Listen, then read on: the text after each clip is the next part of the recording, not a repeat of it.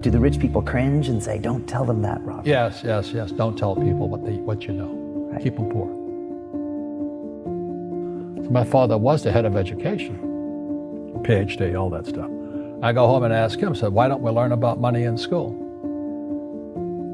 And he looked at me and says, because the government doesn't let us teach that subject. The government tells us what we can teach and what we can't teach. And I thought that was strange. And I said, but aren't we going to school to learn about money? He says, no, your job is to get a job. I said, but you get a job to earn money. He goes, no, you're supposed to just get a job. I went, no.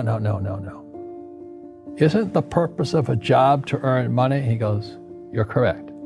I said, so why don't I just learn about money? I can skip the job part, you know? And he got flustered and he said, if you want to learn about money, why don't you ask your best friend's father about money? And I said, why? That's Mike. So I asked him. He says, because Mike's father is an entrepreneur. And I said, what are you? He says, I'm an employee. I'm a government employee. I went, oh, what's the difference? He says, the difference is an entrepreneur must know about money, or they're no longer entrepreneurs. And he says an employee doesn't have to know anything about money, because the government will take care of them, the company will take care of them. So I'm all confused. But I took my dad's advice and I trundled over to Mike's father's office and knocked on his door and I said, hey, I'm here, 9 years old. Teach me about money. He says, beat it, kid, you know.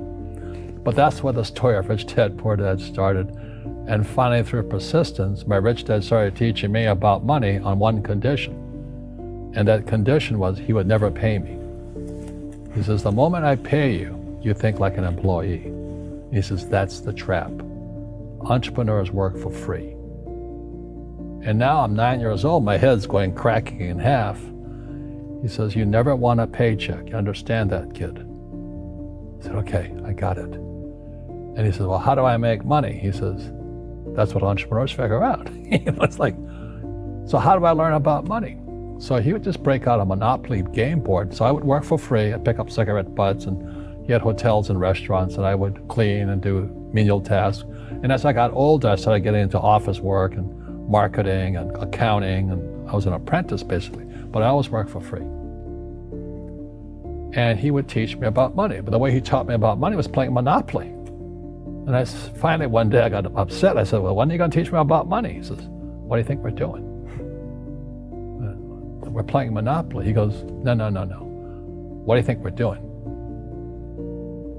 We're playing Monopoly. He says, what do you think we're doing? So I don't know. I'm teaching you about money. And then that's when, you have one greenhouse. He says, there's many formulas for great success in money. There's thousands of them, but one of the best ones is found on the game of Monopoly. It still is today. 4 greenhouses, 1 red hotel. I said, what? He says, one of the greatest ways to acquire great wealth is playing Monopoly in real life. 4 greenhouses, 1 red hotel. Well, is that all there is? He goes, that's it. And he says, what do you think I'm doing? And I went, I don't know. So then he took me out and he showed me his greenhouses. And 10 years later, when I was 19, I was now in school in New York, and I come back to Hawaii, and Rich Dad had bought the biggest piece of land smack dab in the middle of Waikiki Beach. And when you go to Waikiki Beach today, you'll see the Hyatt Regency Hotel. That was his hotel. Just like the game of Monopoly. Just like the game of Monopoly. Acquired assets and they became bigger assets. He just kept what's called an assemblage, because that property wasn't that big at that time. So he had to buy out all the small guys. Because Waikiki was a little dirt water little town. So he'd buy out this shop owner and buy that shop owner. And it took him a while, but he finally assembled this large piece of property. And then he and Hyatt put up this giant hotel. It just sold for $800 million. So that's how I learned about money.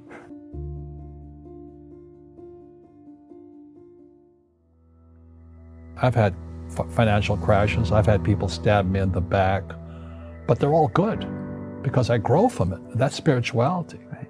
People who are afraid of making mistakes, like they teach in school, they don't ever grow. Because spirituality is there's good and there's bad, there's right and there's wrong, there's up and there's down. Most people only want to be right, they only want to be positive. Well, you can't have that. That's not reality. Well, I wasn't poor by most people's standards, but I came from a family with a poor attitude, if you know what I mean. Because rich, poor, middle class, poverty starts with a fundamental attitude. Poverty is passed on. It's taught in your families. And middle class is taught in families. And so the people right now who are sitting at home, who are struggling financially or worried about money or unhappy, they may be making a lot of money, but unhappy with what they're doing, it was probably taught to you. Your super ego was taught, get a job, work hard, or you'll never be rich, or the rich are evil, or whatever. The school system will never teach you about money. The school system was designed to teach you to be an employee, which is important, or a doctor or a lawyer, a specialist, but never about money. And what most people lack is real business knowledge, like accounting, like debt, like taxes. You got to know that stuff, but they don't teach it in school to anybody. So, and then when people ask me, how did your rich dad learn this when your poor dad, a PhD, didn't? And the answer is very simply, my rich dad was my best friend's father. His father died when he was 13. So rich dad had this family business at 13 to run. So he had to drop out of school, which was his blessing. There's blessings, and sometimes the blessing doesn't look like a blessing, but it turned out to be a blessing. And then his teachers became his bookkeeper, his accountant, his attorney, his banker, his real estate agents. So he has what I call real teachers, not these fake teachers in school. You see, most teachers in school, they're out of ethics. They teach subjects they themselves don't practice. I asked the teacher, I said, I'm in my third year of calculus now. It was called strength of materials. I said, am I ever going to use this stuff? He goes, no. I said, why do you teach it? He says, because I get paid. I said, do you ever use it? He goes, no. And that's why, you have to, in life, one of the things I suggest to people, you got to find a real teacher versus a fake teacher. And a fake teacher is somebody who doesn't do what they teach. And a real teacher is doing what they teach every day. So my accountants, my attorneys, they're in it every single day. That's how I learn, because every day I'm solving problems in my business. So I have accountants and attorneys and bankers and all these people on speed dial because I'm solving problems with my team. I see you giving this knowledge out, and yeah. Do the rich people cringe and say, don't tell them that, Robert? Yes. Don't tell people what you know. Right. Keep them poor. But, unfortunately, the poor, as was in the Bible, I'm not real religious, the poor will always be amongst us because it starts up here. Right, it's that fear mentality. It's in their words, and the words become flesh. Again, I'm not really religious. I flunked out of Sunday school also. But when they say I can't afford it or I can't do that, they go down. They become what they say. My PhD daddy says, what do you think I am, made of money? I can't afford that.